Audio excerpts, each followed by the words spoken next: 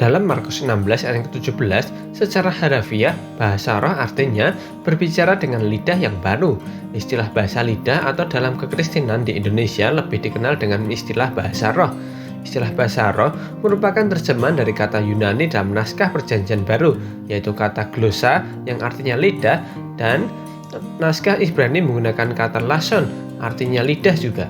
Bahasa lidah kemudian dikenal dengan kosakata baru Yunani, glossolalia. Asalnya adalah dari kata kerja laleo, berbicara, dan glossa, artinya lidah. Selain itu, istilah lainnya adalah xenolalia, artinya bahasa asing, adalah gabungan dari kata xeno yang artinya asing dan laleo yang artinya lidah. Seperti dalam Kisah 2 ayat yang keempat sampai 11.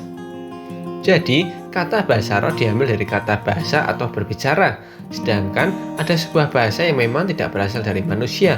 1 Korintus 14 ayat ke-14 sampai 19 menjelaskan bahwa ada bahasa yang tidak berasal dari manusia, karena ketika berbahasa roh, seseorang berkata-kata atau berbicara dalam roh. Ada dua jenis bahasa roh atau bahasa lidah dalam Alkitab, bahasa selain bahasa ibu atau sering disebut bahasa asing, dan juga bahasa yang hanya dapat dimengerti Allah. Bahasa asing adalah bahasa manusia, tetapi bukan bahasa sehari-hari penggunanya. Bahasa dan dialek baru muncul hanya bagi orang percaya yang sudah dibaptis Roh Kudus. Dan itu muncul begitu saja ketika orang percaya menginjil orang lain dengan budaya dan bahasa yang berbeda dari bahasa ibu pengguna. Lalu yang kedua adalah bahasa roh. Biasanya muncul ketika seorang percaya begitu intim dengan Tuhan, bukan bahasa yang dapat dimengerti baik oleh penggunanya maupun orang yang mendengarnya. Karena seseorang yang berbicara dalam bahasa roh tidak berkata-kata untuk manusia, tapi kepada Allah dalam roh.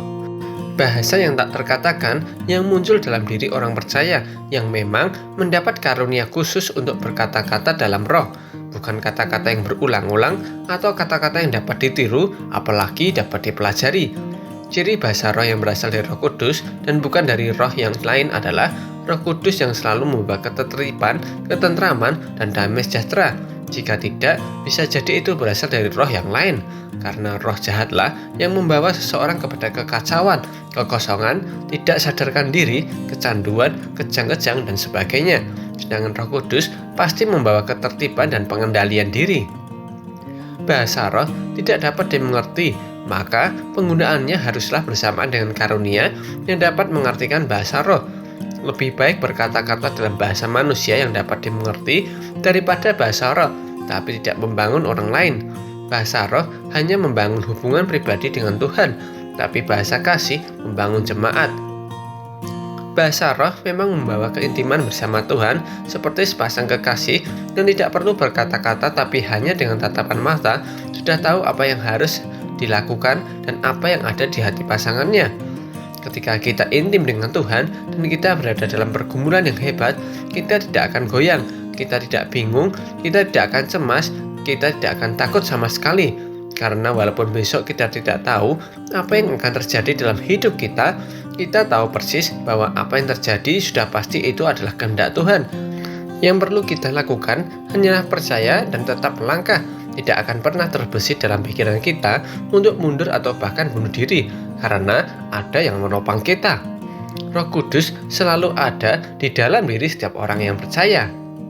Jadi, bahasa roh dipakai hanya bagi mereka yang dikaruniakan. Tidak boleh anti dengan bahasa roh, karena siapa tahu Anda akan mendapatkannya. Tapi, tidak boleh juga menjadikan bahasa roh sebagai yang utama, karena kalau tidak dapat dimengerti, tidak ada yang bisa menafsirkan dan tidak mendapat membangun satu sama lain. Untuk apa gunanya? Lebih baik kita menggunakan bahasa kekal, yaitu bahasa kasih. Bahasa kasih tidak hanya membangun diri sendiri, tapi juga orang lain, sesuai dengan perintah Tuhan untuk saling mengasihi, saling membangun, saling menanggung beban satu sama lain. Maka kejarlah bahasa kasih. Bahasa roh suatu saat akan hilang bersamaan dengan karunia Roh Kudus yang lain. Hanya menyisakan satu bahasa saja, yaitu bahasa kasih, bahasa yang paling indah, tak tergantikan, dan dapat dimengerti siapapun.